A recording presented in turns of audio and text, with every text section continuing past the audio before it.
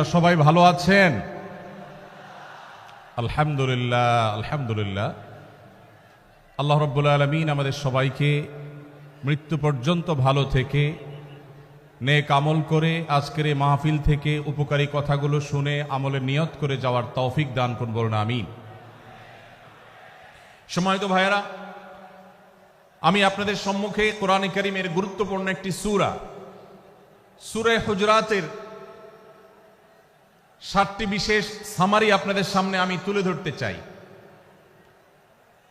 এই সূরার বিশেষ তাৎপর্য, এই সূরার যে বিশেষ বার্তা, আজ বাংলাদেশের যে সমাজ বাস্তবতা রয়েছে সেই সমাজ বাস্তবতায় সূরাতুল হুজরাত প্রতিটি ঘরে ঘরে প্রত্যেক মুসলমানকে বারবার পাঠ করা, পুনর্পাঠ করা প্রয়োজন। আমার রব, আমার আল্লাহ যদি আমাকে শক্তি সামর্থ্য দিতেন, আমি আমার দেশের প্রত্যেক মুসলিম ভাইকে বোনকে হাত জোড় করে অনুরোধ করে অনুনয় বিনয় করে সূরাতুল হুজরাতের শুরু থেকে শেষ পর্যন্ত যে 18টি আয়াত রয়েছে, এই 18 আয়াতে ঐতিহাসিক যে 7টি বিশেষ বার্তা রয়েছে, সে বার্তাগুলো গ্রহণ করবার উদ্দেশ্যে বারবার অর্থ সহকারে সূরাতুল হুজরাত বুঝে বুঝে পড়ার, এর তাফসীর দেখার, এর সামারিকে বারবার জানার জন্য আমি অনুরোধ করতাম। আল্লাহ তাআলা আমাদের সবাইকে সূরাতুল হুজরাত এর আলো দ্বারায় সবাইকে আলোকিত হওয়ার তৌফিক দান করুন।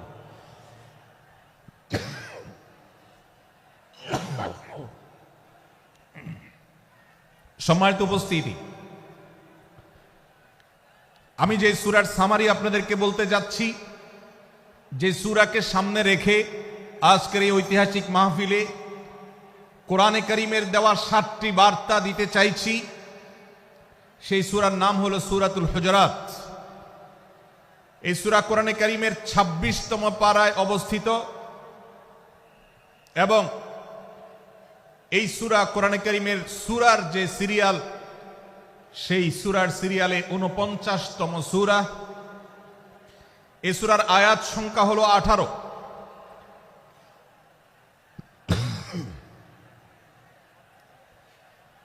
এই সূরার প্রথম থেকে পঞ্চম আয়াত পর্যন্ত, প্রথম এই 5টি আয়াতে আল্লাহ রাব্বুল আলামিন তার প্রিয় নবী মুহাম্মদ মুস্তাফা সাল্লাল্লাহু আলাইহি ওয়াসাল্লাম, সবাই দুরূদ পড়ি, সাল্লাল্লাহু আলাইহি ওয়াসাল্লাম, প্রিয় নবীজির নাম শুনলে দুরূদ পাঠ করতে হয়, তার জন্য দোয়া করতে হয়। কারণ আল্লাহর হাবিব সাল্লাল্লাহু আলাইহি ওয়াসাল্লাম তার সমগ্র জীবনকে যে কষ্টের মধ্যে পার করেছেন, তার সমগ্র জীবনকে উৎসর্গ করেছেন, তা আপনার আমার হেদায়েতের জন্য, গোটা বিশ্ব মানবতার মুক্তির প্রয়োজনে। যিনি তার জীবনকে, যৌবনকে শেষ করে দিয়েছেন, তার সমগ্র জীবনে কখনো ভোগ উপভোগ এটিকে কখনো তিনি প্রশ্রয় দেননি, প্রাধান্য দেননি। দিনাতিপাত করেছেন অত্যন্ত কষ্টের সাথে, শত সহস্র বাধার সম্মুখীন হয়েছেন, শুধুমাত্র কিয়ামত পর্যন্ত আগত সকল মুসলিম নরনারীর কাছে যেন কোরআনের বার্তা পৌঁছে যায়, সবাই যেন হেদায়েত প্রাপ্ত হয়ে যায়, সবাই যেন মুক্তি প্রাপ্ত হয়ে যায়, সবাই যেন জান্নাতি হয়ে যায়, সবাই যেন জাহান্নাম থেকে মুক্তি লাভ করে, এই উদ্দেশ্যে তার সমগ্র জীবনকে তিনি উৎসর্গ করেছেন। আমাদের হেদায়েতের জন্য, আমাদের কল্যাণের পথে আহ্বানের জন্য, আমাদের জান্নাতে নেওয়ার জন্য, যার সমগ্র জীবনে কখনো ভোগ উপভোগকে প্রশ্রয় দেননি, কষ্টে নিপতিত হয়েছেন। তিনি চাইলে মক্কার রাজত্ব করতে পারতেন, তিনি চাইলে মক্কার সবচেয়ে ভোগী মানুষ হতে পারতেন, কিন্তু সেটা না করে তিনি যে ত্যাগের দৃষ্টান্ত স্থাপন করেছেন, প্রিয় নবী মুহাম্মদ সাল্লাল্লাহু আলাইহি সাল্লামের সেই অবদানের স্বীকৃতি স্বরূপ আমরা তার নাম যখনই শুনব সাল্লাল্লাহু আলাইহি সাল্লাম বলে তার প্রতি আল্লাহর রহমত যেন, অনুগ্রহ যেন নাজিল হয়, সেজন্য দোয়া করব।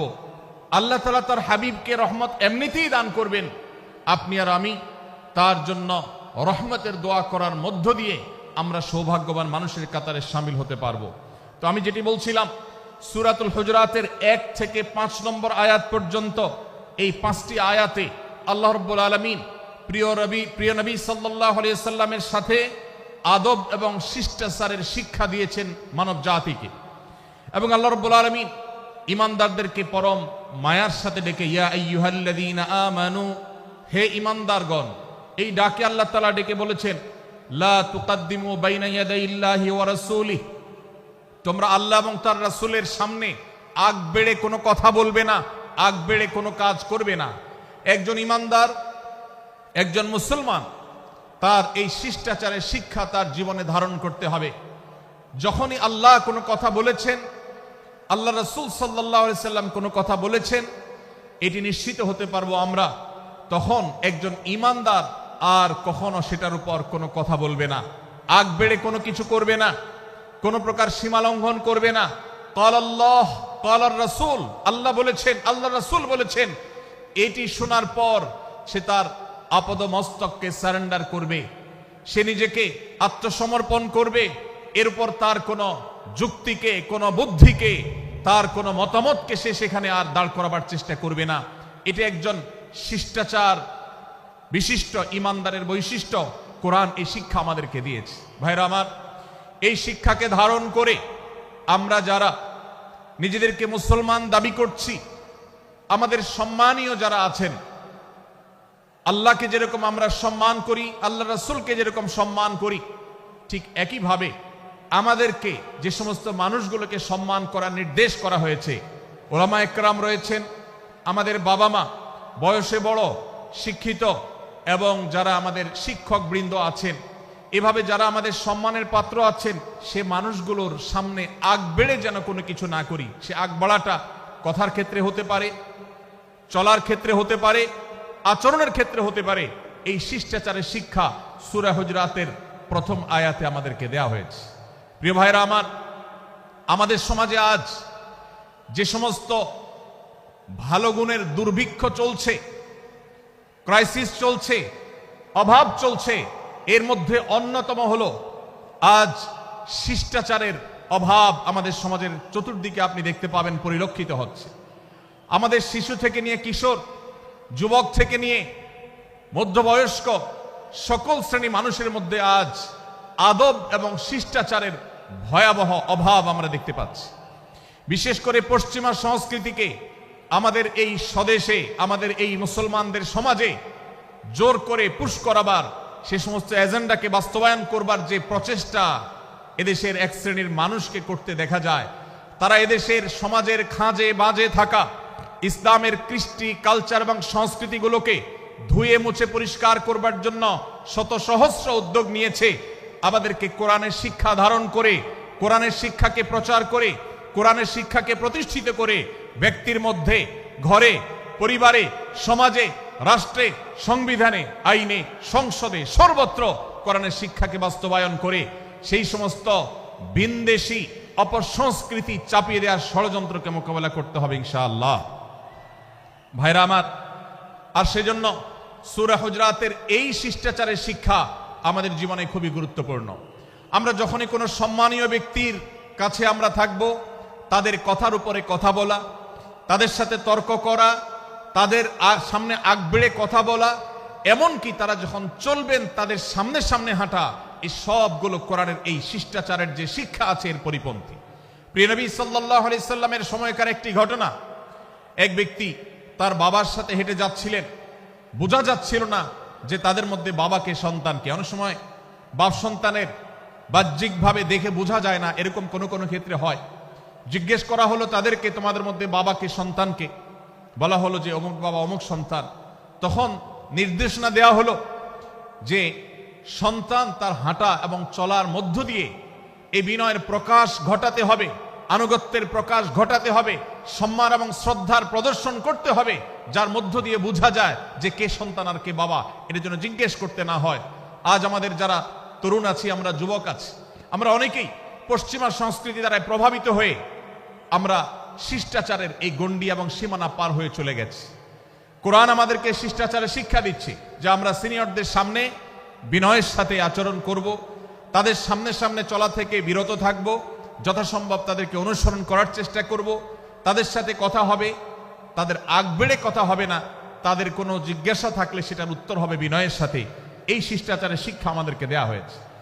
এবং একইভাবে সূরা হুজুরাতের প্রথম বার্তার মধ্যে নবী সাল্লাল্লাহু আলাইহি সাল্লামের সাথে আরেকটি শিষ্টাচার শেখানো হয়েছে, তা হলো আল্লাহ রাব্বুল আলামিন আমাদের কণ্ঠকে, আমাদের আওয়াজকে, আমাদের কথাকে নবী সাল্লাল্লাহু আলাইহি সাল্লামের কথার চাইতে যেন আগ বেড়ে না যায়, তার চাইতে যেন উঁচু কণ্ঠে আমরা কথা না বলি, তার চাইতে যেন উচ্চ স্বরে কথা না বলি, সেই শিক্ষা দিয়েছেন। সেই শিষ্টাচারের শিক্ষা আমাদেরকে দেওয়া হয়েছে। ভাইরা আমার, প্রিয় নবী সাল্লাল্লাহু আলাইহি সাল্লামের সাহাবীরা নবী সাল্লাল্লাহু আলাইহি সাল্লামের প্রতি আদব এবং শিষ্টাচার এত বেশি প্রদর্শন করতেন যে নবী করিম সাল্লাল্লাহু আলাইহি সাল্লামের প্রতি এই শিষ্টাচারের কথা যখন বলা হয়, সাহাবীরা অনেকে নবী করিম সাল্লাল্লাহু আলাইহি সাল্লামের সাথে কথা বলতে রীতিমতো ইতস্তত বোধ করছিলেন যে কিভাবে কথা বলবো, না জানে জোরে হয়ে যায় এবং তাতে না জানে আমি বেয়াদবের কাতারে শামিল হয়ে যাই, শিষ্টাচার বহির্ভূত কাজ করে ফেলি। এবং আল্লাহ তাআলা যে সতর্কীকরণ করেছেন সূরা হুজুরাতের এই 1 থেকে 5 নম্বর আয়াতের মধ্যে, তার আওতায় আমি না জানে পড়ে যাই। তখন সাহাবায়ে কেরাম বিনয় এবং বিনম্রতা অবলম্বন করেছেন এবং তারা একরকম বিপাকে পড়ে গেছেন। এতটা তারা সভ্য ছিলেন, এতটা তারা নম্র ছিলেন, এতটা তারা বিনম্র আচরণ করতেন নবীজির সাথে। ভাইরা আমার, এই বিষয়টিও আমরা শুধুমাত্র আমাদের প্রিয় নবীজির জন্য নয়, এটি আমাদের মা বাবা, আমাদের সম্মানের পাত্র যারা আছেন, আমাদের বয়সে যারা সিনিয়র আছেন, তাদের সামনে কথা বলার সময় আমরা মেনটেন করে চলবো। অর্থাৎ আমরা উচ্চ কণ্ঠে তাদের সামনে কথা বলবো না। এই মাহফিলে এখনো শত শত হাজারো মানুষ হয়তো এমন আছেন যারা মায়ের সামনে, বাবার সামনে, বড় ভাইয়ের সামনে, শিক্ষকের সামনে, সিনিয়রদের সামনে, মুরব্বীদের সামনে, ওলামাদের সামনে উচ্চ কণ্ঠে কথা বলেন। প্রিয় ভাইরা আমার, আমরা মুসলমানদের সন্তান, আমরা মুহাম্মদ সাল্লাল্লাহু আলাইহি সাল্লামের উম্মত, আমরা আবু বকর, ওমর, ওসমান, আলী রাদিয়াল্লাহু আজমাইনের অনুসারী, আমরা কোরআনের অনুসারী। কোরআনের অনুসারী কখনো বেয়াদব হতে পারে? কোরআনের অনুসারী কখনো বেয়াদব হতে পারে? কোরআন যে শিষ্টাচারের শিক্ষা দিয়েছে, এই শিক্ষা আজ আমাদের মধ্যে ধারণ করতে হবে, আমাদের সন্তানদের শেখাতে হবে, আমাদের ঘরে ঘরে এই শিক্ষা চর্চা করতে হবে, আমাদের সমাজে এটিকে প্রতিষ্ঠিত করতে হবে। পশ্চিমা সংস্কৃতির যে ছোবল, সে ছোবল আমাদের সন্তানদেরকে আজকাল অনেক ক্ষেত্রে বেয়াদবে পরিণত করছে, তাদের অনেক সময় শিষ্টাচার থেকে বের করে দিচ্ছে। তারা কখনো স্বাধীনতার নামে, কখনো মত প্রকাশের নামে, কখনো বিভিন্ন নামে তারা কিন্তু হারিয়ে যাচ্ছে। আজকের এই বাস্তবতাকে উপলব্ধি করে সূরা হুজুরাতের 1 থেকে 5 নম্বর আয়াত এর শিক্ষাকে আমাদের মধ্যে ধারণ করতে হবে। আল্লাহ তাআলা আমাদের সবাইকে সেই তৌফিক দান করুন। ভাইরা আমার, সূরা হুজুরাতের প্রথম বার্তা প্রিয় নবী সাল্লাল্লাহু আলাইহি সাল্লামের সাথে শিষ্টাচার, আল্লাহ এবং তার রাসূলের সামনে, আল্লাহ এবং তার রাসূলের সামনে আগ বেড়ে কোনো কথা না বলা, আগ বেড়ে কোনো আচরণ না করা, এটা তার প্রতি শিষ্টাচারের অংশ। এবং আল্লাহ রাসূলের সামনে উচ্চ কণ্ঠে জোরে কথা না বলা, এটাও তার প্রতি শিষ্টাচারের অংশ। আল্লাহ তাআলা আমাদেরকে এই শিষ্টাচার আমাদের জীবনের প্রত্যেকটা পদে পদে ধারণ করার তৌফিক দান করুন, বলুন আমিন। ভাইরা আমার, সূরা হুজুরাতের দ্বিতীয় যে শিক্ষা, সেই শিক্ষাটা বর্ণিত হয়েছে এই সূরার 6 থেকে 8 নম্বর আয়াত। 6 থেকে 8 নম্বর এই আয়াতের মধ্যে আল্লাহ রাব্বুল আলামিন আমাদেরকে দ্বিতীয় শিক্ষা দিয়েছেন, ঈমানদার কখনো কোনো কথা বলার আগে সেই কথা সত্য কিনা, বাস্তব কিনা সেটি যাচাই বাছাই না করে বলবে না। ঈমানদার কখনো গুজবে কান দিবে না। ঈমানদার কখনো শোনা কথার উপরে ভিত্তি করে কোনো সিদ্ধান্ত গ্রহণ করবে না। এই শিক্ষাটাও আজকের বাস্তবতার আলোকে আমাদের সমাজের জন্য অত্যন্ত গুরুত্বপূর্ণ এবং প্রয়োজনীয়।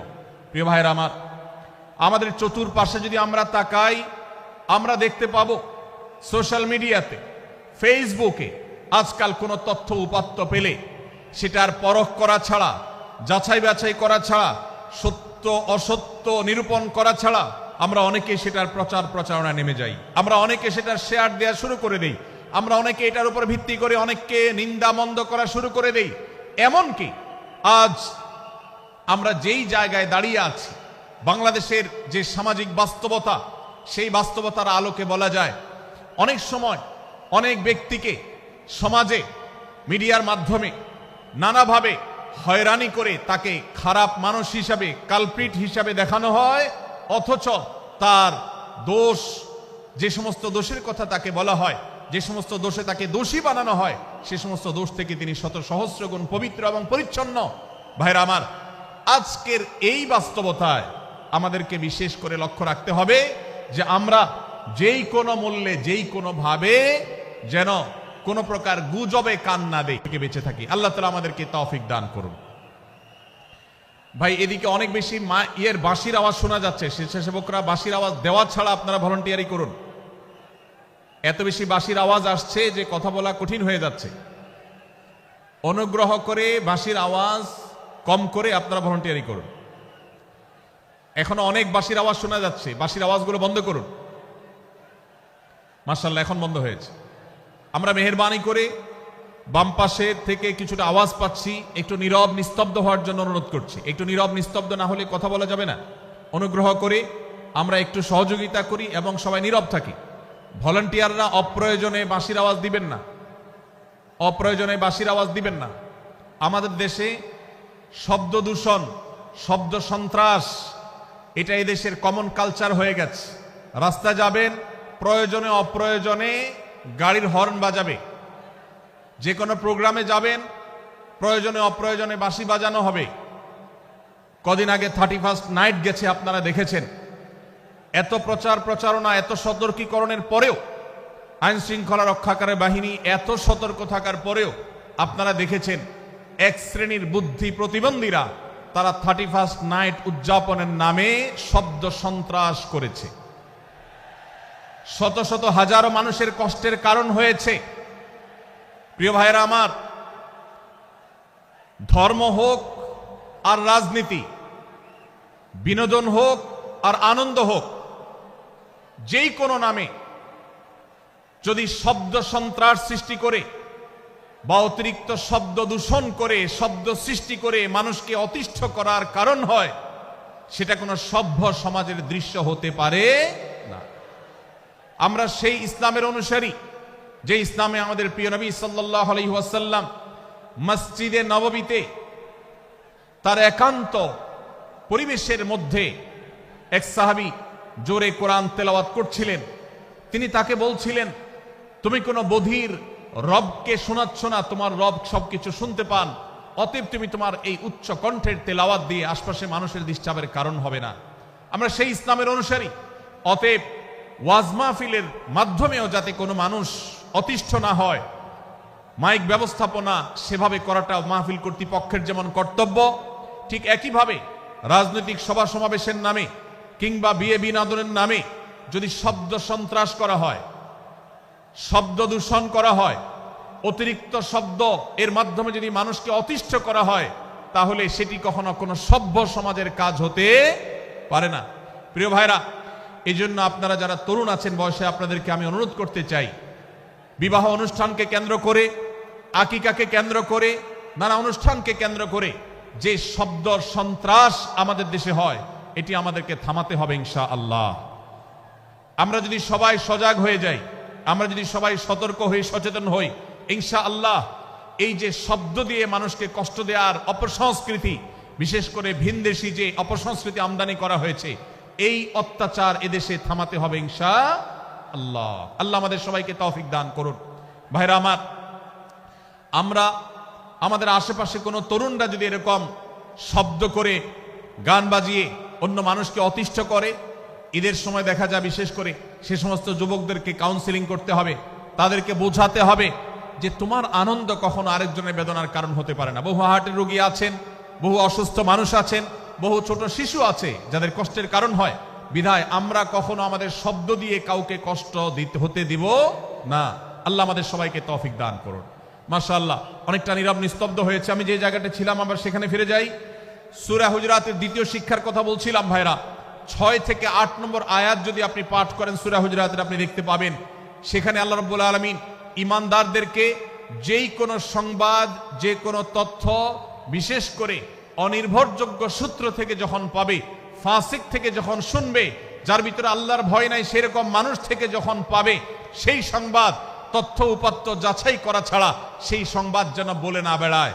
আপনি শহরে যান কিংবা গ্রামে, শিক্ষিত দেখুন কিংবা অশিক্ষিত, সর্বশ্রেণীর মানুষের মধ্যে আজ এই ব্যাধি দেখতে পাবেন চরম আকার ধারণ করেছে। কারোর ব্যাপারে কোনো নেগেটিভ কথা শুনেছেন, কোনো মন্দ কথা শুনেছেন, সে কথার প্রচার প্রচারণা শুরু করে দেন। সেটা কি সঠিক কিনা, সেটা কি সত্য কিনা, সেটা কি যথার্থ কিনা, সেটা কোনো প্রপাগান্ডা কিনা, সেটা কোনো মিথ্যাচার কিনা, সেটা কোনো গুজব কিনা, এটা যাচাই করার প্রয়োজন অনুভব করে না।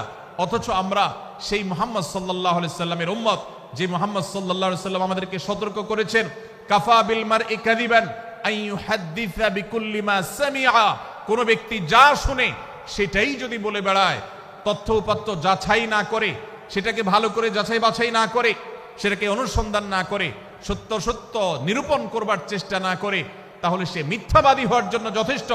এজন্য আজকের এই মাহফিল থেকে আমরা অঙ্গীকার করে যাব, আজকের এই মাহফিল থেকে আমরা নিয়ত করে যাব, এই মজলিসে বসে এই মুহূর্তে নিজে নিজে সংকল্প করব, আমার জীবনে সোশ্যাল মিডিয়া কিংবা ফেসবুকে, ইউটিউবে অথবা অফলাইনে আমার বাস্তব জীবনে আমি কখনো কোনো মানুষ সম্পর্কে যে কোনো তথ্য উপাত্ত পেয়ে ভুল কোনো ধারণা, মন্দ কোনো ধারণা কারো প্রতি পোষণ করব না। কোনো তথ্য উপাত্ত যদি পাই, কোনো সংবাদ যদি পাই অনির্ভরযোগ্য সূত্রে, তাহলে সেক্ষেত্রে সেটা যাচাই বাছাই করা ছাড়া আমি সেটাকে বিশ্বাস করতে যাব না। এটাই হলো আমাদের ঈমানের দাবি। ভাইরা আমার, একজন ঈমানদার এতটা সরল হবে না যে যা শুনবে সে সেটাকে বিশ্বাস করে বসবে। একজন ঈমানদার এতটা বাস্তবতা থেকে দূরে থাকবে না যে তিনি তার পাওয়া কোনো সংবাদকে অনুসন্ধান করবে না। আল্লাহ তাআলা আমাদের সবাইকে সূরা হুজরাতের এই দ্বিতীয় শিক্ষাটাকে আমাদের জীবনে ভালো করে ধারণ করার তৌফিক দান করুন। আল্লাহ বলেছেন, ইয়া আইয়ুহাল্লাযীনা আমানু, হে ঈমানদারেরা, ইন জাআকুম ফাসিকুম বিনাবাইন ফাতাবায়ানু, তোমাদের কাছে কোনো ফাসিক, যার মধ্যে আল্লাহর ভয় নেই, এরকম কোন মানুষ যদি কোন সংবাদ উপস্থাপন করে,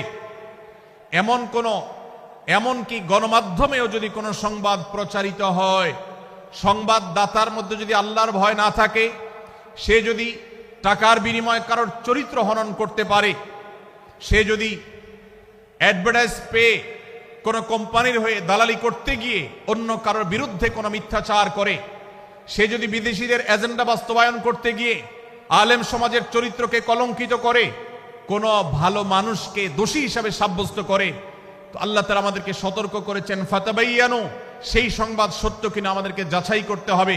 আন তুসিবু কওমান বিজাহালাহ ফাতুসবিহু আলা মা ফাআলতুম নাদিমিন, যদি আমরা যাচাই বাছাই না করে যা শুনি সেটাকে বিশ্বাস করতে থাকি, তাহলে আমরা এক সময় লজ্জিত হতে হবে, অনুতপ্ত হতে হবে আমাদের এই ভুল অবস্থানের কারণে।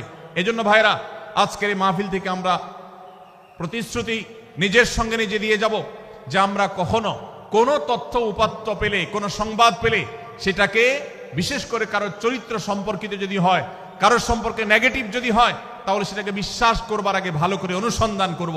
যতক্ষণ আমি নিশ্চিত না হব ততক্ষণ পর্যন্ত সেটার প্রচার করব না। আল্লাহ তাআলা আমাদের সবাইকে কোরআনের এই শিক্ষাটাও আমাদের জীবনে ধারণ করবার তৌফিক দান করুন।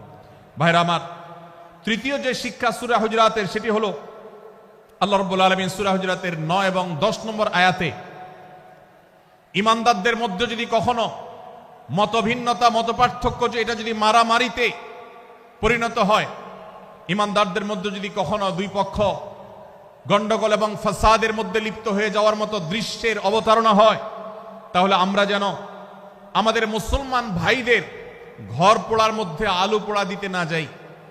আমরা যেন আমাদের মুসলমান ভাইদের মধ্যকার বিভেদকে আরো বৃদ্ধি করতে সহায়তা না করি। আমরা যেন মীমাংসার পথ অবলম্বন করি।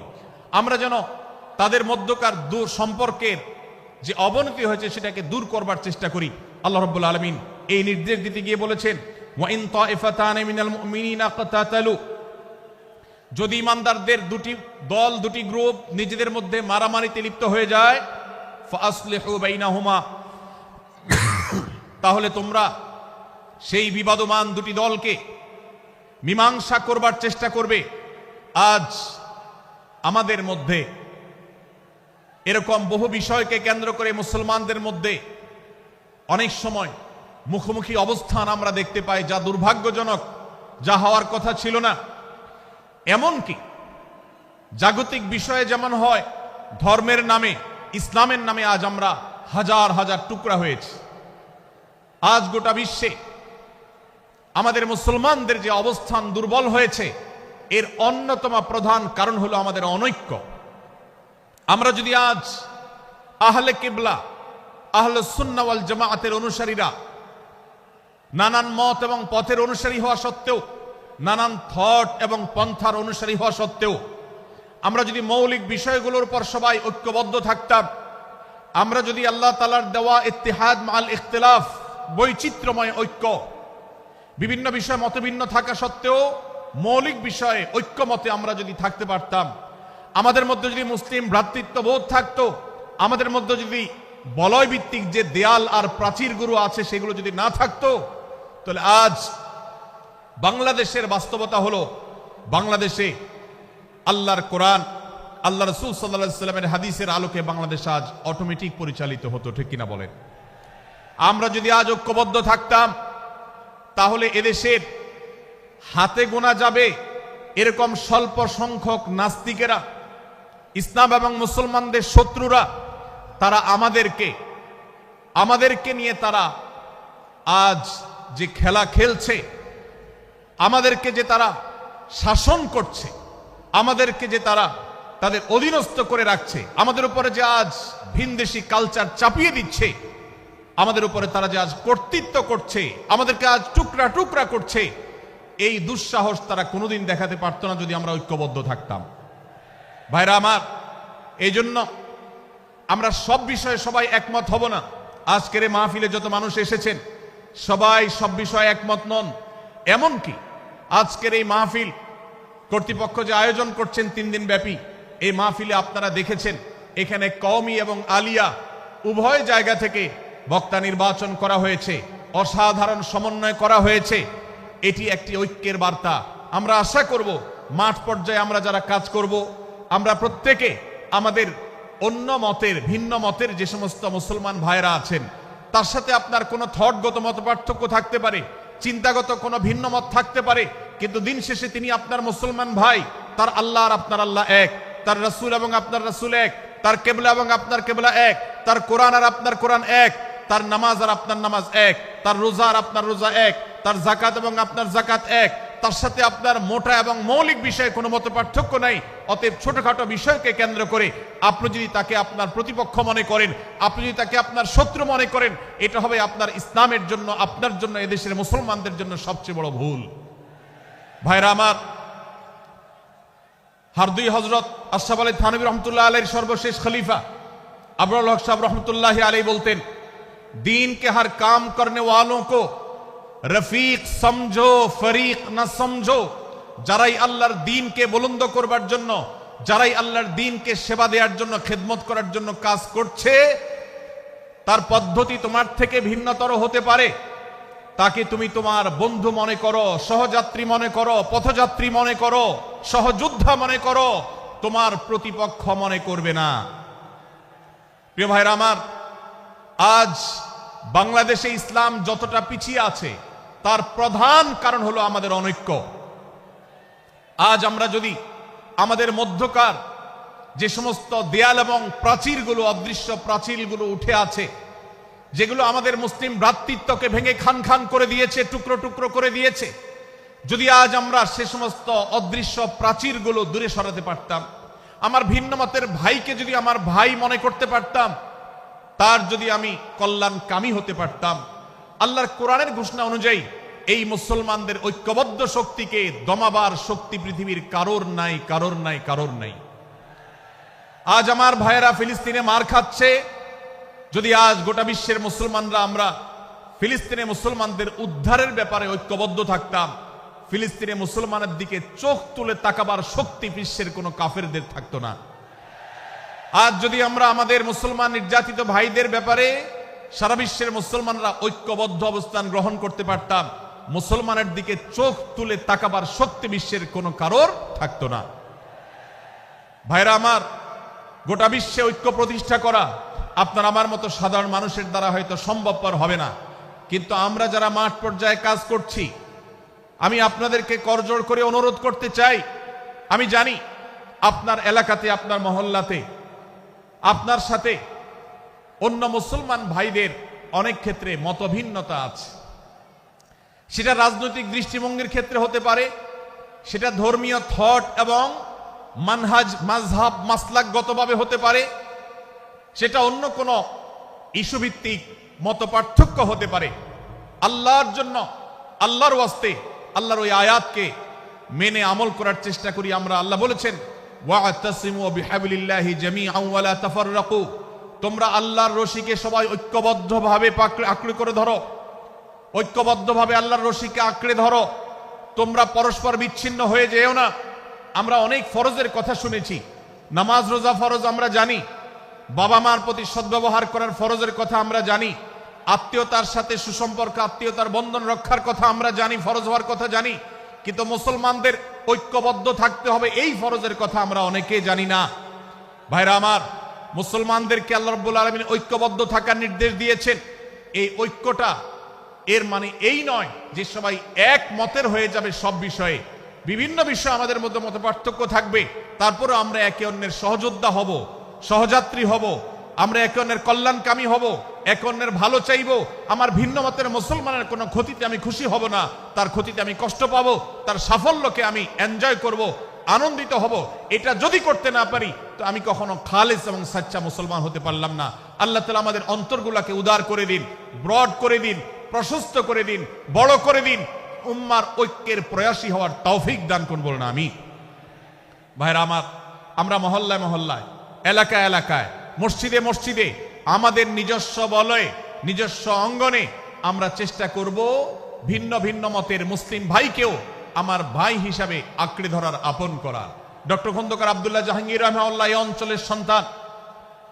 তিনি বলতেন, বেদাতে লিপ্ত কোন মুসলমান, তার ব্যাপারেও আমি মনে করি আমার ভাই ভুলের মধ্যে আছেন, তার ব্যাপারে আমার মায়া মমতা কাজ করে, আমি তার কল্যাণকামী, তাকে আমার ভাই মনে করি। ঠিক একইভাবে আমার কোন মুসলমান ভাইয়ের সাথে যদি আমার ভিন্ন মতের কারণে আমার মনে হয় যে তিনি ভুল পথে আছেন, তারপর তাকে আমি শত্রু ভাববো না, তার অকল্যাণ আমি চাইবো না। আজ বাংলাদেশের বাস্তবতা যদি আমরা তাকাই, দেখতে পারবো ইসলাম এবং মুসলমানদের যত শত্রু আছে, আমরা দেখেছি গত কয়েক যুগ ধরে তাদের নিজেদের মধ্যে হাজারো বিভক্তি, হাজারো মত পার্থক্য থাকা সত্ত্বেও মুসলমানদের শত্রুতা করার ব্যাপারে তারা সবাই ঐক্যবদ্ধ। অথচ আমরা মুসলমানরা আমাদের আল্লাহ, আমাদের রাসূল, আমাদের কোরআন, আমাদের কিবলা, আমাদের সবকিছু এক হওয়া সত্ত্বেও ছোটখাটো বিষয়কে নিয়ে আমরা আমাদের মধ্যকার বিভেদের প্রাচীরগুলোকে দাঁড় করিয়ে রেখেছি, যার কারণে আমরা গোটা বিশ্বে যেমন মার খাচ্ছি, আমাদের এই প্রিয় মাতৃভূমিতেও আমরা সংখ্যায় সবচেয়ে বেশি হয়েও আমরা কালচারালি মাইনরিটি হয়ে আছি, সংস্কৃতিতে আমরা সংখ্যালঘু হয়ে আছি। সব ক্ষেত্রে আমাদেরকে ইগনোর করা হয়। 4 লক্ষ মসজিদের এদেশে 4 লক্ষ ইমাম আছেন, 4 লক্ষ মুয়াজ্জিন আছেন। এই মসজিদগুলো এদেশে, এর নেটওয়ার্ক যতটা শক্তিশালী, এদেশের সকল রাজনৈতিক দলগুলোর নেটওয়ার্ককে যদি একত্র করা হয়, মসজিদগুলোর মতো এতটা শক্তিশালী নেটওয়ার্ক এদেশের সমাজে নাই। কিন্তু ওলামা একরামকে ইগনোর করা হয়, মুসলমানদের ইগনোর করা হয়। এদেশের আইনে কোরআন এবং সুন্নাহ, এদেশের মুসলমানদের ধ্যান ধারণাকে কখনো বিবেচনায় আনা হয় না। এই যে মুসলমানদের আজ দুরবস্থা, এর অন্যতম প্রধান কারণ হলো আমাদের হাজার হাজার ভাগে বিভক্তি। এই বিভক্তির দেয়ালগুলোকে তুলতে হবে কি হবে না? যদি হয় তাহলে আপনি নিজে থেকে শুরু করে দিন। আপনি যেই মতই লালন করেন না কেন, আপনার ভিন্ন মতের মুসলমানকে আপনি ভাই মনে করবেন, তার সাথে বুক মিলাতে আপনার কষ্ট হবে না, তার সাথে বসতে আপনার অসুবিধা হবে না। ভিন্ন মতের আলেম, এক মতের আলেম আরেক মতের আলেমের সাথে বসতে অসুবিধা হবে না।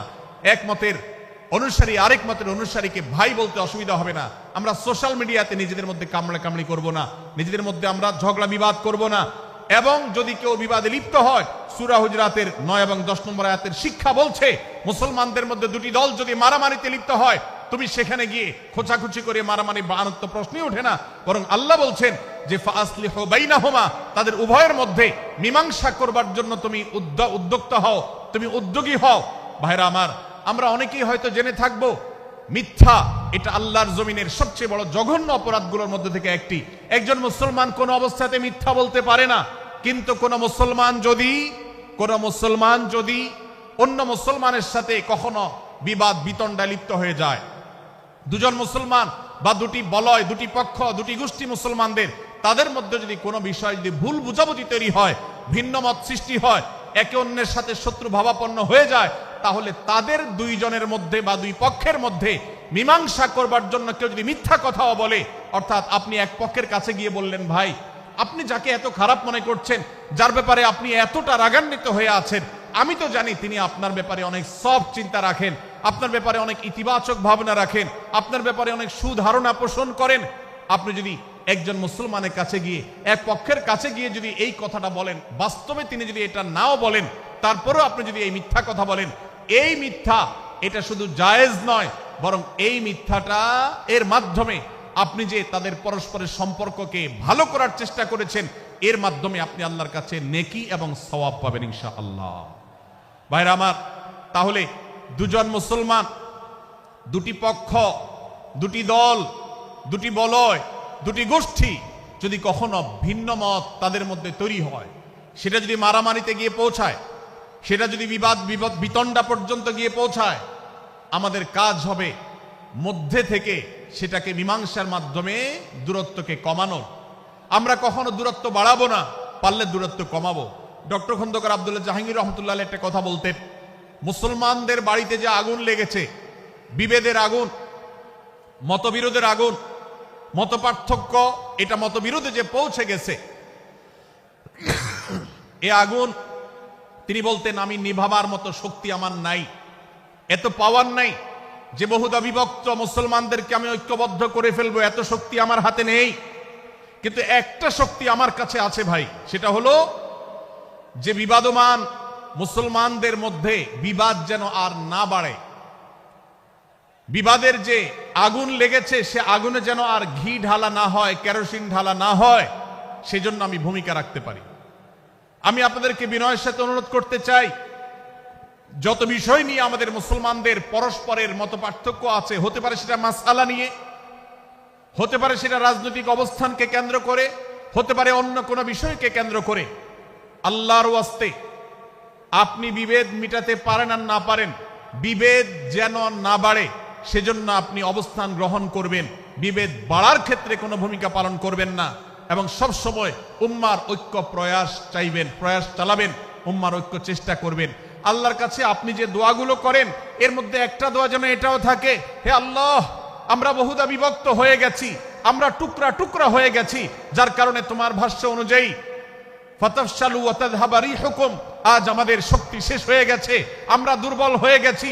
আজ বাংলাদেশের বাস্তবতা যদি আমরা বলি, যে দেশের 90-95 ভাগ মানুষ মুসলমান, সে দেশে আজ হাতে গোনা কিছু নাস্তিক, কিছু ইসলাম বিদ্বেষী, মুসলমান বিদ্বেষীরা, তারা আমাদেরকে আজ উঠা বসা করায়, তারা আমাদের আইন নির্ধারণ করে, তারা আমাদের শাসক নির্ধারণ করে, তারা আমাদের সব বিষয়গুলোকে নির্ধারণ করে দেয়। আমাদের সন্তানরা পাঠ্যপুস্তকে কি পড়বে সেটাও ইসলাম বিদ্বেষীরাই ঠিক করে দেয়। ভাইরা আমার, এই অবস্থার যদি পরিবর্তন চাই, তাহলে আমাদের মধ্যকার দূরত্বগুলো কমাতে হবে।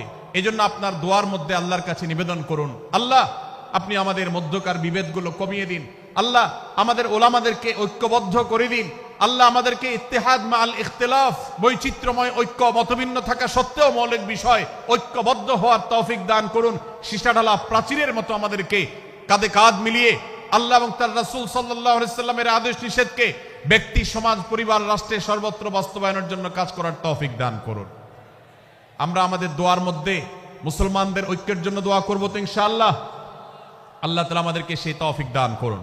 ভাইরা আমার, তাহলে সূরা হুজুরাতের তৃতীয় শিক্ষা বলছিলাম, 9 থেকে 10 নম্বর আয়াতে আল্লাহ রাব্বুল আলামিন মুসলমানদের মধ্যে যদি কখনো বিবাদ, বিতণ্ডা, মারামারি, হানাহানি সৃষ্টি হয়, তাহলে সেটিকে মীমাংসা করবার কথা বলেছেন। অতএব যদি কোনো স্বামী স্ত্রীর মধ্যেও কখনো মনোমালিন্য তৈরি হয়, আপনার যদি সেখানে ভূমিকা রাখবার সুযোগ থাকে, আপনি চেষ্টা করবেন উভয়ের মধ্যে দূরত্বটা কমাবার জন্য। আমরা অনেকে আজকাল নামাজ কালাম পড়ি, রোজা রাখি, দাড়ি রাখি, অনেক ভালো ভালো কথা বলি, অথচ দুজনের মধ্যে গন্ডগোল লাগলে আমরা সেখানে এক পক্ষ হয়ে আরেক পক্ষকে আমরা খেপিয়ে তুলি। পারলে অনেকে চগলখড়ি করেন, প্রত্যেক পক্ষের কাছে গিয়ে অপর পক্ষের ব্যাপারে মিথ্যা কথা বলে তাদের মধ্যে ভেজাল কারো বাড়িয়ে দেন। এই জন্য নবী সাল্লাল্লাহু আলাইহি ওয়াসাল্লামের ঐতিহাসিক হাদিস রয়েছে, লা ইয়াদখুলুল জান্নাতা নাম্মাম, যে ব্যক্তি চগলখড়ি করে, দুজনের মধ্যকার গন্ডগোল ফাসাদ বৃদ্ধিতে যে ব্যক্তি ভূমিকা রাখে, ভেজাল লাগায়, এই চগলখোর কখনো জান্নাতে যাবে না। আমাদের অনেকেরই এই দুঃস্বভাব আছে, এই খারাপ চরিত্র আছে। সূরা হুজুরাত এই যেন আমাদের আজকের যে সমাজ বাস্তবতা আছে, আমাদের যে ব্যাধি আছে ব্যক্তিগত পর্যায়ে, আমাদের পরিবারের, সমাজের সর্বত্র যে ব্যাধিগুলো ছেয়ে গেছে, সূরা হুজুরাতের প্রতিটি আয়াত যেন সেই ব্যাধির সবচেয়ে বড় মহৌষধ, সেটা যেন সবচেয়ে বড় প্রতিষেধক, সেটা যেন সবচেয়ে বড় সমাধান। এই জন্য আমি বলেছি শুরুতে, আমার যদি আল্লাহ শক্তি সামর্থ্য দিতেন, প্রত্যেক মুসলমানের হাতে পায়ে ধরে সূরা হুজুরাতের 18টি আয়াত, প্রত্যেকটি আয়াত আমি আমার মুসলমান ভাইদেরকে বলতাম বারবার পড়ুন, বারবার পাঠ করুন, বোঝার চেষ্টা করুন, জীবনকে পরিবর্তন করুন। এদেশে নামাজি মুসলমান আপনি কম বেশি পাবেন, এদেশে রোজাদার মুসলমান কম বেশি পাবেন, এদেশে হজ আদায়কারী মুসলমান কম বেশি পাবেন, এদেশে তাসবিহরত মুসলমান কম বেশি পাবেন, কিন্তু এদেশে আচার আচরণ, কাজ কারবার, আখলাক এবং বান্দার হক এবং অধিকার, অন্যের অধিকার সংশ্লিষ্ট বিষয়ে সচেতন মুসলমান আপনি খুব বেশি পাবেন না। আর এই জন্যই আমাদের জান্নাতের পথে অনেক বড় অন্তরায় হয়ে আছে। আজ আমাদের চরিত্রগুলো নষ্ট হয়ে গেছে। আমরা নামে মুসলমান, আমরা চগলখড়ি করি, আমরা নামে মুসলমান, দুজনের মধ্যে গন্ডগোল সৃষ্টি করে দেই। গন্ডগোল আগে থেকে সৃষ্টি থাকলে সেটাকে বাড়াবার চেষ্টা করি। আমরা নামে মুসলমান, আমাদের শিষ্টাচার নাই, আদব নাই, লেহাজ নাই। এই জন্য সূরা হুজরাতের প্রতিটি আয়াত আমাদেরকে শিক্ষা দেয়। আল্লাহ তাআলা আমাদের সকলকে এই শিক্ষাগুলো আজকের এই মাহফিল থেকে আমাদের বুকের ভেতরে পরম যত্ন সহকারে নিয়ে যাওয়ার এবং আমাদের জীবনকে পরিবর্তন করার তৌফিক দান করুন। ভাইরা আমার, তৃতীয় এই শিক্ষাটি শেষ করে আমি বলতে চাচ্ছি, চতুর্থ আয়াতে আল্লাহ রাব্বুল আলামিন আমাদেরকে বলেছেন আমরা যেন কেউ কাউকে নিয়ে বিদ্রূপ না করি, ব্যঙ্গ না করি, কেউ কাউকে যেন বাজে নামে না ডাকি, কেউ যেন কাউকে খোঁচাখুচি না করি, কেউ যেন কারোর নাম বিকৃত করে তাকে না ডাকি। ভাইরা আমার, এই আয়াতটি আমি শুরুতে তেলাওয়াত করেছি। আল্লাহ বলেছেন ইয়া আইয়ুহাল্লাযীনা আমানু লা ইয়াসখার কওমুম মিন কওমিন আসা আন ইয়াকুনু খায়রাম মিনহুম। হে ঈমানদারেরা, হে মুসলমানেরা, তোমাদের কেউ যেন অন্য কারোর নাম ধরে অন্য কাউকে ব্যঙ্গ বিদ্রূপ ঠাট্টা না করে।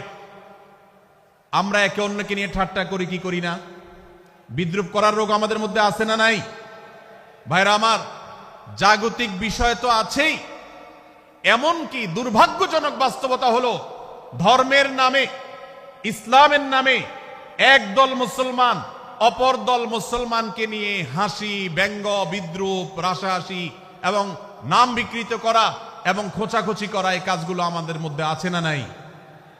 আমরা যারা ইসলামের খেদমত মনে করে আমার ভিন্ন মতের ভিন্ন দলের মুসলমানকে খোঁচাখুচি করি, আমরা যারা আল্লাহর খেদমত মনে করে, ইসলামের সেবা মনে করে, দাওয়াতের কাজ মনে করে, ইসলাম প্রচার মনে করে ভিন্ন মতের অন্য দলের মুসলমানকে নিয়ে ব্যঙ্গ বিদ্রূপ আর হাসাহাসি করি, তাদেরকে সোশ্যাল মিডিয়াতে, অনলাইনে, অফলাইনে তুচ্ছতাচ্ছিল্য করি, আল্লাহর শপথ করে বলছি এটা ইসলামের সেবা নয়, এটা হলো প্রবৃত্তির পূজা, এটা হলো আপনার নফসের পূজা, এটা হলো আপনার প্রবৃত্তির গোলামি করা, এটা আল্লাহর গোলামি নয়, এটা ইসলামের খেদমত নয়, এটা ইসলামের 12টা বাজানো।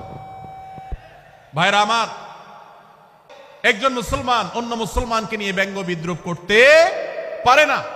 আমার মুসলমান ভাই যদি কোনো ভুল কথা বলে, ভুল কাজ করে, আমি যথাযথ নিয়মে তাকে সংশোধনের চেষ্টা করব, সমালোচনা করার দরকার হলে সেটাও করব, কিন্তু হাসাহাসি নয়, বিদ্রূপ নয়, ব্যঙ্গ করা নয়। আজ আমাদের তরুণদের মধ্যে এটা একটা আর্টে পরিণত হয়েছে। আপনারা রোস্টিং ভিডিওর কথা কম বেশি সবাই জেনে থাকবেন। রোস্টিং ভিডিওর কথা আপনারা জানেন কি জানেন না? ভাইরা আমার, রোস্টিং ভিডিও নামটা দেখেন, অর্থাৎ কাউকে রোস্ট করা। আমরা মুরগি রোস্ট করার কথা জানি, এখন মানুষ রোস্ট করার সিস্টেম শুরু হয়েছে। একজন মানুষের কোনো ভুল কিছু পেয়েছেন, অবশ্যই আপনি সমালোচনা করবেন। আপনি একজন মুসলমান হিসেবে জানতে হবে কারোর ভুলের সমালোচনার মূলনীতি আছে। মূলনীতি আছে না নেই?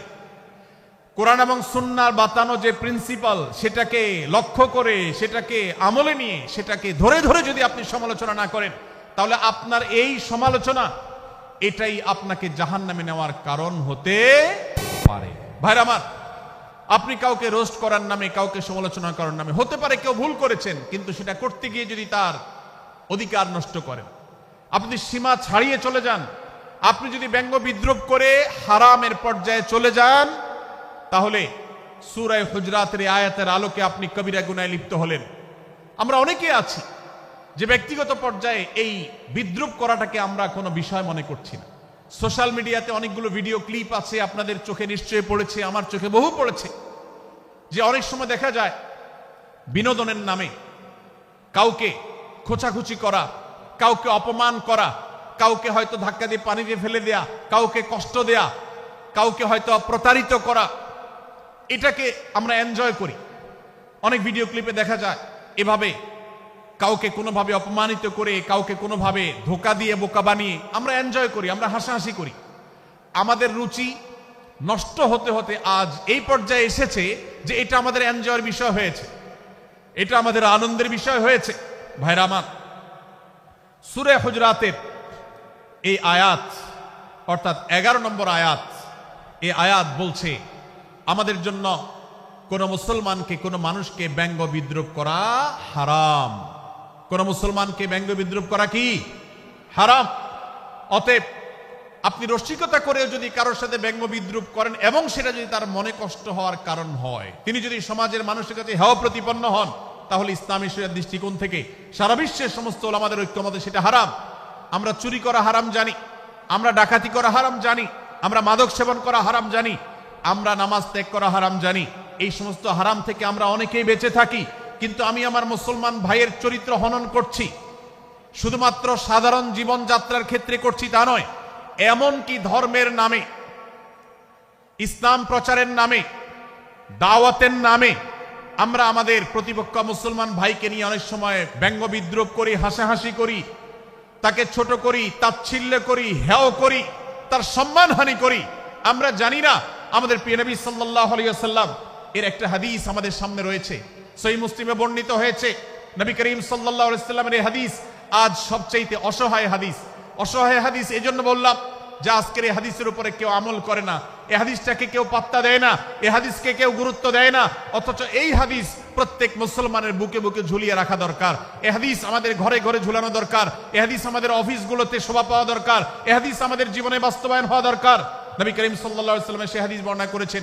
আবু হুরায়রা রাদিয়াল্লাহু তাআলা আনহু তিনি বলেছেন, লা তাহাসাদু, লা তাহাসাদু, হে মুসলমানরা, তোমরা কেউ কাউকে কখনো হিংসা করবে না, কেউ কাউকে হিংসা করবে না। আমাদের মধ্যে হিংসা আছে না নাই? হিংসা আছে না নাই? আমরা একে অন্যকে হিংসা করি। একদল মুসলমান অন্য দল মুসলমানকে হিংসা করে, কেউ কারো ভালো দেখতে পারে না। ভাইরা আমার, আল্লাহ নবী বলেছেন, লা তাহাসাদু, তোমরা একে অন্যকে হিংসা করো না। ওয়ালা তানাজাসু, কেনা বেচা করতে গিয়ে কেউ কাউকে ধোঁকা দিও না, প্রতারণা করো না। ওয়ালা তাবাগাদু, তোমরা একে অন্যের সাথে শত্রুতা বিদ্বেষ পোষণ করবে না। ওয়ালা তাদাবারু, তোমাদের কেউ যেন কারোর পেছনে লেগে না থাকে, কাউকে অবজ্ঞা যেন না করে। ওয়ালা ইয়াবি আহাদুকুম আলা বাই'i আখিহি, এবং তোমাদের কেউ যেন আরেকজনের কেনাবেচার উপরে সেখানে ইন্টারফেয়ার করে সে যেন সেখানে কোনো প্রকার ক্ষতিগ্রস্ত কাউকে না করে। ওয়াকুনু ইবাদাল্লাহি ইখওয়ানা, হে মুসলমানরা, তোমরা আল্লাহর বান্দা, ভাই ভাই হয়ে থাকো। তোমাদের মধ্যে মত পার্থক্য থাকুক, দলগত মত পার্থক্য, অবস্থানগত মত পার্থক্য, থটগত মত পার্থক্য, মাযহাব মাসলাবগত মত পার্থক্য থাকুক, কিন্তু তোমরা আল্লাহর বান্দা, ভাই ভাই হয়ে থাকো। এক দলের মুসলমানকে আল্লাহ তাআলা ভাই ভাই হতে বলেন নাই, এক গ্রুপের মুসলমানকে আল্লাহ ভাই ভাই হতে বলেন নাই, এক বলয়ের মুসলমানকে আল্লাহ ভাই ভাই হতে বলেন নাই, নিজ দলের মুসলমানের সাথে আল্লাহ ভাই ভাই থাকতে বলেন নাই। আল্লাহ বলেছেন সকল মুসলমানদের সাথে ভাই ভাই হয়ে থাকার জন্য, ভ্রাতৃত্বের বন্ধনে থাকার জন্য। এজন্য আল্লাহ নবী সাল্লাল্লাহু আলাইহি ওয়াসাল্লাম সে নির্দেশ করেছেন। আল্লাহ নবী সাল্লাল্লাহু আলাইহি ওয়াসাল্লাম আরো বলেছেন, আল মুসলিমু আখুল মুসলিম, মুসলমান মুসলমানের ভাই, লা ইয়াজলিমুহু ওয়ালা ইয়াখযুলুহু, কোন মুসলমান কোন মুসলমানকে জুলুম করতে পারে না, তার আইল ঢেলতে পারে না, তার জমি দখল করতে পারে না, তার অধিকার নষ্ট করতে পারে না, তাকে কথা দিয়ে অত্যাচার করতে পারে না। ওয়ালা ইয়াখযুলুহু, তাকে অপমানিত করতে পারে না, লাঞ্ছিত করতে পারে না। ওয়ালা ইয়াকযিবুহু, তার সাথে মিথ্যা বলতে পারে না। ওয়ালা ইয়াহকিরুহু, তাকে তাচ্ছিল্য করতে পারে না। আত্তাকওয়া হাহুনা, আত্তাকওয়া হাহুনা, আত্তাকওয়া হাহুনা। নবীজি তিনবার নিজের বুকের দিকে তাকিয়ে দেখিয়েছেন, তাকওয়া এখানে, তাকওয়া এখানে, তাকওয়া এখানে। আমাদের অন্তরকে ভালো করতে হবে, সমস্ত মুসলমানদের জন্য উদার হতে হবে, কলিজাকে বড় করতে হবে, মনটাকে ব্রড করতে হবে, প্রশস্ত করতে হবে, অন্য মুসলমানকে ভাই মনে করতে হবে। কোন ভিন্ন মতের মুসলমানের সাথে শত্রুতা পোষণ করা যাবে না। ভাইরা আমার, অতএব এই হাদিসকে সামনে রেখে এই হাদিসের শেষ অংশে নবী সাল্লাল্লাহু আলাইহি ওয়াসাল্লাম বলেছেন, আল মুসলিমু কুল্লুল মুসলিমি আলাল মুসলিমি হারামুন দামুহু ওয়া মালুহু ওয়া ইরদুহু। এক মুসলমানের জন্য অন্য মুসলমানের তিনটি জিনিসকে আল্লাহ তাআলা হারাম করে দিয়েছেন। কোন মুসলমানের রক্ত এটা প্রবাহিত করা, কাউকে হত্যা করা যেরকম হারাম, কোন মুসলমানের সম্পদ অন্যায়ভাবে আপনি ভোগ করবেন, দখল করবেন, মেরে দিবেন, এটা হারাম। ঠিক একইভাবে কোন মুসলমানের সম্মান নষ্ট করবেন, ইজ্জত নষ্ট করবেন, সম্ভ্রম নষ্ট করবেন, অপমান করবেন, এটাকে আল্লাহ তাআলা হারাম করেছেন। আল্লাহ তাআলা আমাদের সবাইকে অন্য মুসলমানদের ব্যাপারে এরকম দায়িত্বশীল ভূমিকা রাখার তৌফিক দান করুন, বলুন আমিন। ভাইরা আমার, সূরা হুজুরাতের 4 নম্বর আয়াতের এই শিক্ষাকে ধারণ করে আমরা কারোর প্রতি ব্যঙ্গাত্মক আচরণ করব না। অনেক মুসলমান আছেন অন্য মুসলমানদের নাম ধরে ধরে বিদ্রুপ ব্যঙ্গ করেন, নাম বিকৃত করেন। অনেক সময় আমরা রসিকতা করেও আমাদের অনেকের নাম বিকৃত করি। আল্লাহ সুবহানাহু ওয়া তাআলা এটাকে হারাম করেছেন। এমনকি নবী সাল্লাল্লাহু আলাইহি ওয়াসাল্লাম বলেছেন, লা তাকুল লিকাসিরিন ইয়া কাসিরু, কোন খাটো বা বেটে মানুষকে হে বেটে, হে খাটো এরকম বলে ডেকো না। নবী সাল্লাল্লাহু আলাইহি ওয়াসাল্লাম বলেছেন এভাবে ডাকলে তিনি অপমানিত হন, আল্লাহ তাকে এভাবে সৃষ্টি করেছেন। আমরা অনেক সময় দেখা যায় একে অন্যকে খোঁচা মারতে গিয়ে তার গায়ের রং কালো হলে, তিনি দেখতে আকারে ছোট হলে তাকে আমরা ব্যঙ্গ করি, বিদ্রুপ করি, তাকে আমরা তাচ্ছিল্য করি, তাকে আমরা অপমান করি, তাকে আমরা অপদস্থ করি। ভাইরা আমার, এটা আমাদের জন্য হারাম।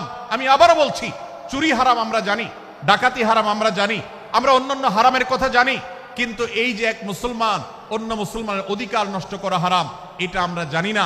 এক মুসলমান অন্য মুসলমানের নাম বিকৃত করা হারাম, এটা আমরা জানি না। এই ব্যাপারেও আমরা দেখেছি যে আমরা যারা ইসলামের দাওয়াতের কথা বলি, কোরআন হাদিসের কথা বলি, তারাও দেখা যায় সোশ্যাল মিডিয়াতে, ফেসবুকে একদল মুসলমান অন্য দলে মুসলমানদেরকে নানা বাজে উক্তি দিয়ে ডাকাডাকি করে, বিকৃত নামে ডাকে, বিকৃত উপাধি দেয়, খারাপ কথা বলে, অমুকের দালাল তমুকের দালাল ইত্যাদি ধারণা করে কথা বলে। এই কাজগুলো হারাম, এগুলো আমরা কখনো করব না।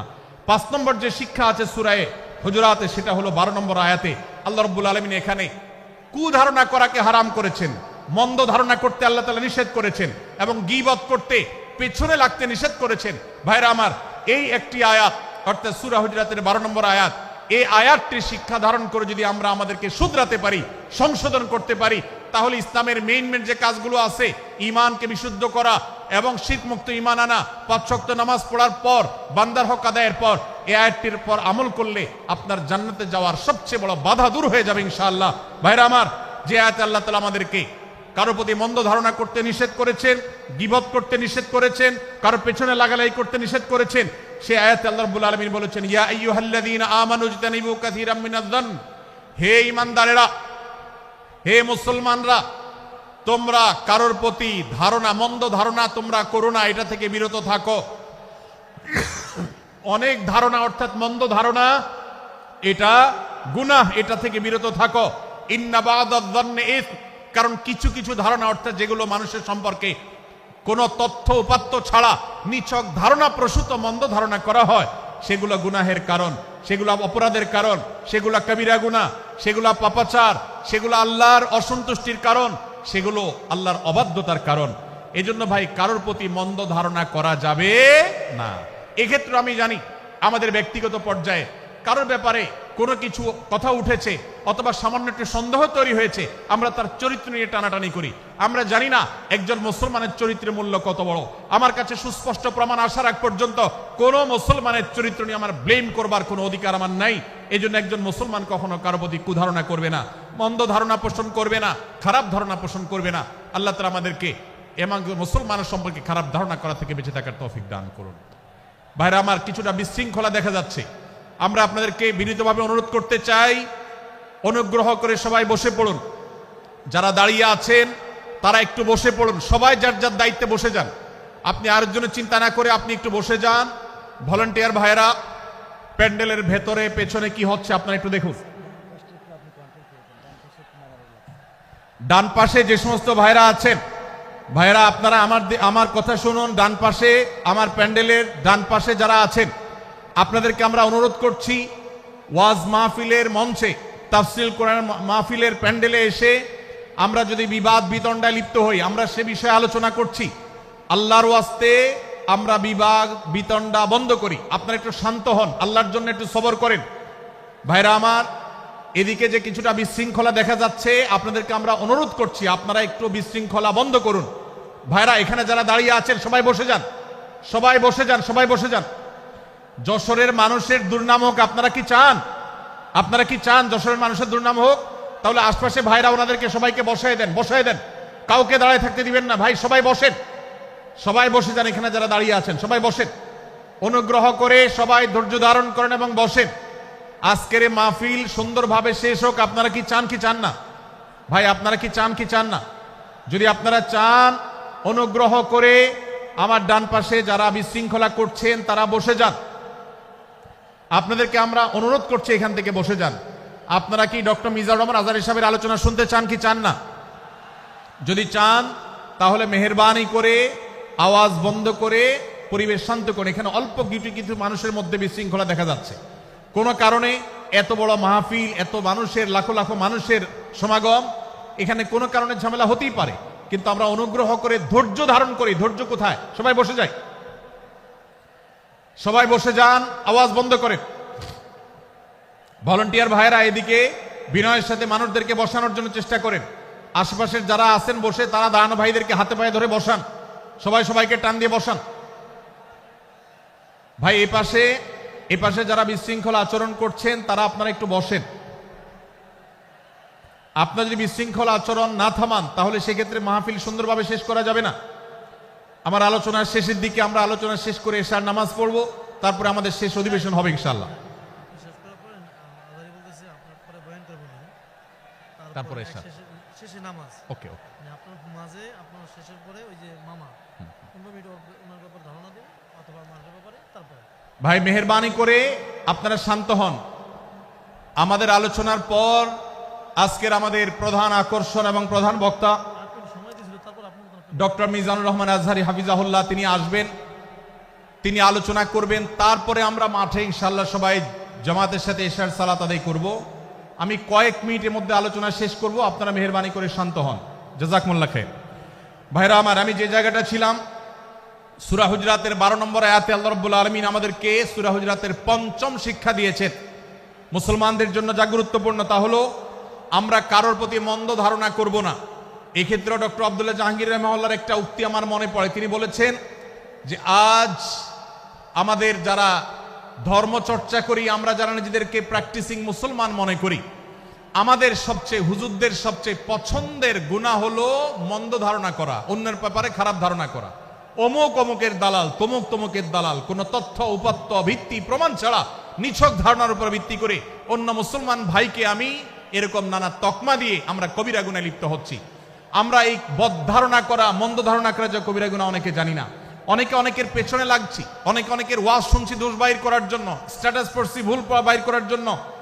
এই যে মানুষের পেছনে লাগা, এটা আল্লাহ তাআলা নিষেধ করেছেন, ওয়ালা তাজাসসু, তোমরা কেউ কারোর ছিদ্র অন্বেষণ করার, দোষ আবিষ্কার করার চেষ্টা করবে না, এবং ওয়ালা ইয়াগতাব বা'দুকুম বা'দা, কেউ কারোর গীবত শিকায়াত করবে না। এই আয়াতে আমাদেরকে কেউ কারোর পেছনে পরনিন্দা করতে নিষেধ করেছেন। ইসলাম বলে আমরা মানুষের সামনে মানুষের ভুলের কথাগুলো বলবো বিনয়ের সাথে, যাতে তিনি সংশোধিত হন, আর তার পেছনে প্রশংসা করব। আমরা করি উল্টা, আমরা মানুষের সামনে এসে মানুষের প্রশংসা করি আর তার পেছনে গিয়ে তার দুর্নাম করি। ইসলামকে যদি আমরা মানতাম সমাজটা সুন্দর হয়ে যেত। আমরা যদি সামনে কারোর দোষ বলতাম তাহলে তিনি সংশোধিত হতেন, আর পেছনে যদি গুণ বলতাম তাহলে তিনি ভালো সেখান থেকে শিক্ষা গ্রহণ করতেন। সূরা হুজরাতের 6 নম্বর শিক্ষা 13 নম্বর আয়াতে আল্লাহ তাআলা বলেছেন যে আমাদের সবার গোড়া কোত্থেকে এসেছে, আমাদের গর্বের কোনো বাহ্যিক কারণ নাই তাকওয়া ছাড়া। আল্লাহ বলেছেন, ইয়া আইয়ুহান নাস ইন্না খালাকনাকুম মিন যাকারিন ওয়া উনসা, হে মানুষ সকল, তোমাদেরকে আমি মানুষ, নারী এবং পুরুষ, আদম এবং হাওয়া থেকে সৃষ্টি করেছি। ওয়া জাআলনাকুম শুউবান ওয়া ক্বাবাইলা লিতাআরাফু, বিভিন্ন গোত্রে তোমাদেরকে আমি বিভক্ত করেছি পরিচয়ের জানার জন্য শুধুমাত্র। আর আল্লাহ বলেছেন শেষে, ইন্নাল্লাহা আলিমুন খাবীর, তোমরা কি করো আল্লাহ জানে। অতএব আমাদের কারোর উপর কারো কোনো শ্রেষ্ঠত্ব নেই তাকওয়া ছাড়া। আল্লাহ বলেছেন, ইন্না আকরামাকুম ইনদাল্লাহি আতকাকুম, আমাদের মধ্যে সবচেয়ে মর্যাদাবান হবে তিনি যার মধ্যে তাকওয়া সবচেয়ে বেশি হবে। আমাদের কোনো বংশগত গৌরব, কোনো অঞ্চলগত গৌরব, অন্য কোনো গৌরব আমাদের থাকবে না, শুধু তাকওয়ার গৌরব আমাদের থাকতে পারে। সেটাও গর্ব, নিষিদ্ধ গর্ব বা অহংকারের মতো নয়, বরং সেটা আমাদের বিনয়ের জায়গা। সর্বশেষ 7 নম্বর যে শিক্ষা সূরা হুজরাতে রয়েছে, সেটা 14 এবং 14 থেকে 18 নম্বর আয়াতে আল্লাহ তাআলা ঈমান এবং ইসলামের চিহ্ন উল্লেখ করেছেন। যে 6টা শিক্ষা উল্লেখ করা হয়েছে, এর আলোকে মুসলমানকে, মুনাফিককে সেটা নিরূপণ হবে। এজন্য আল্লাহ তাআলা শেষে এটি উল্লেখ করেছেন। এই 7টি শিক্ষাকে ধারণ করে আমরা আমাদেরকে ভালো মুসলমান হিসেবে গড়ে তোলার চেষ্টা করব, আমাদের জীবনকে সাজাবার চেষ্টা করব। আল্লাহ তাআলা আমাদের সবাইকে তৌফিক দান করুন। আমি আবারও এক নজরে বলে শেষ করছি, সূরা হুজরাত কোরআনে কারীমের 26তম পারার একটি সূরা, 49 নম্বর সূরা, কোরআনের 18টি আয়াতের আছে। প্রথম থেকে 5 নম্বর আয়াত পর্যন্ত আল্লাহ রাসূলের সাথে আদব লেহাজ বজায় রাখা, শিষ্টাচার মেনটেন করা এবং সম্মানীয় ব্যক্তিদের সাথেও এখান থেকে আমরা শিক্ষা নিয়ে আদব লেহাজ বজায় রাখা, তাদের সামনে আগ বেড়ে কথা না বলা, আগ বেড়ে কাজ না করা, উচ্চকণ্ঠে কথা না বলাই শিক্ষা আল্লাহ দিয়েছেন। দ্বিতীয়ত, আমাদেরকে কোনো সংবাদ, বিশেষ করে অনির্ভরযোগ্য তথ্যের সংবাদ শুনে আমাদেরকে কারোর ব্যাপারে ধারণা করার আগে আল্লাহ তাআলা আমাদেরকে যাচাই করার শিক্ষা দিয়েছেন। আমরা যেন গুজবে, আমরা যেন ধারণা প্রসূত কোনো তথ্যে আমরা যেন কান না দেই, সেই শিক্ষা আল্লাহ আমাদেরকে দিয়েছেন। এটি 6 থেকে 8 নম্বর আয়াতে, 9 থেকে 10 নম্বর আয়াতে আল্লাহ তাআলা মুসলমানদের দুই গ্রুপের মধ্যে গন্ডগোল দেখা দিলে মীমাংসা করতে বলেছেন। এবং 4 নম্বর শিক্ষা 11 নম্বর আয়াতে বিদ্রুপ করতে নিষেধ করেছেন আল্লাহ তাআলা, কারণ নাম ধরে ব্যঙ্গ করাকে হারাম করা হয়েছে। এবং 5 নম্বর শিক্ষা 12 নম্বর আয়াতে আল্লাহ তাআলা দিয়েছেন, কারোর প্রতি মন্দ ধারণা করা যাবে না, কারোর পেছনে লাগা যাবে না, এবং কারোর মন্দ নামে কাউকে ডাকা যাবে না, কারোর সমালোচনা তার পেছনে করা যাবে না, এগুলোকে হারাম করা হয়েছে। 6 নম্বর শিক্ষা 13 নম্বর আয়াতে আল্লাহ বলেছেন, আমাদের সবার মধ্যে কারোর কোনো শ্রেষ্ঠত্ব নাই তাকওয়া ছাড়া। যার তাকওয়া যত বেশি, আল্লাহ ভীতি যত বেশি, তিনি আল্লাহর কাছে তত শ্রেষ্ঠ এবং সেরা। 7 নম্বর সর্বশেষ শিক্ষা হলো 14 থেকে 18 নম্বর আয়াতে আল্লাহ রাব্বুল আলামিন ঈমানদারদের আলামত, মুনাফিকদের আলামত উল্লেখ করেছেন। সেখান থেকে শিক্ষা নিয়ে আমরা আমাদের ঈমানকে পরখ করার চেষ্টা করব, আমাদের আমলকে পরখ করার চেষ্টা করব। আল্লাহ তাআলা আমাদেরকে সূরা হুজরাতের আলোকে আমাদের জীবনকে গঠন করার তৌফিক দান করুন, বলুন আমিন। আল্লাহ তাআলা আমাদের সবাইকে আজকের এই তাফসীর কোরআন মাহফিল থেকে সূরা হুজরাতের এই 7টি শিক্ষাকে ধারণ করে ভালো মুসলমান, যে মুসলমান সম্পর্কে নবীজি বলেছেন আল মুসলিম আখুল মুসলিম, মুসলমান মুসলমানের ভাই। যে হাদিসে নবীজি বলেছেন যে আল মুসলিমু মান সালিম আল মুসলিমুনা মিন লিসানিহি ওয়া ইয়াদি, মুসলমান সে যার হাত আর মুখ দ্বারা অন্য কোনো মুসলমান কষ্ট পায় না, নিরাপদে থাকে। আমরা আমাদের সমাজকে শান্তিপূর্ণ সুশৃঙ্খল রাখতে হলে আমাদেরকে মুসলমান হতে হবে, ভালো মানুষ হতে হবে। আমাদের হাত মুখ দ্বারা কেউ কষ্ট পাবে না, কারোর হক নষ্ট করব না, কারোর অধিকার নষ্ট করব না, কারোর কষ্টের কারণ হবে না, কাউকে আঘাত করব না, কাউকে গালি দিব না, কারোর কোনো প্রকার অধিকার খর্ব করব না, জুলুম করব না। আল্লাহ তাআলা আমাদের সবাইকে কোরআন এবং হাদিস যে মুসলিমের চিত্র অঙ্কন করেছে, কোরআন এবং হাদিসে মুসলিমের যে রূপরেখা বর্ণনা করেছে, কোরআন এবং হাদিসে যে আদর্শ মুসলমানের চিত্র উপস্থাপন করেছে, আল্লাহ আমাকে, আপনাকে, আমাদের সবাইকে সেই মুসলমান হওয়ার তৌফিক দান করুন, বলুন আমিন। ভাইরা আমার, আমরা মুসলমানরা যদি কোরআন হাদিসের আলোকের সে আদর্শ মুসলমান হতে পারি, বিশ্বের মানচিত্র পরিবর্তন হতে সময় লাগবে না, বাংলাদেশের পরিস্থিতি পরিবর্তন হতে সময় লাগবে না। তবে সবকিছুর আগে আমাদেরকে বদলাতে হবে, আমাদেরকে মুসলমান হতে হবে, কোরআন এবং হাদিসের বাস্তব অনুসারী হতে হবে। প্রকৃত কোরআন হাদিসের অনুসারী হতে পারলেই ইনশাআল্লাহ ইসলামের জয় হবে, কোরআন হাদিসের বিজয় হবে, মুসলমানদের বিজয় হবে, মুসলমানদের দুর্দিনের পরিবর্তন আসবে। আমরা বিশ্ববাসীকে দেখাতে পারবো আমরা সবচেয়ে আদর্শবাদী, আমরা বিশ্বের মানবতার সবচেয়ে বড় আমরা অনুসারী এবং মানবতাকে সবচেয়ে বেশি প্রতিষ্ঠাকারী। আল্লাহ তাআলা আমাদের সবাইকে বিশ্ব মানবতাকে, আমাদের ইসলামের সৌন্দর্যকে আমাদের ব্যক্তি জীবনে চর্চা করার মধ্য দিয়ে, পরিবার এবং সমাজের চর্চা করার মধ্য দিয়ে ইসলামের সৌন্দর্যকে আল্লাহ তাআলা তুলে ধরার তৌফিক দান করুন। জাযাকুমুল্লাহু খায়রা ওয়া আখিরু দাওয়ানা আলহামদুলিল্লাহি রাব্বিল আলামিন। ওয়াসসালামু আলাইকুম ওয়া রাহমাতুল্লাহি ওয়া বারাকাতুহু।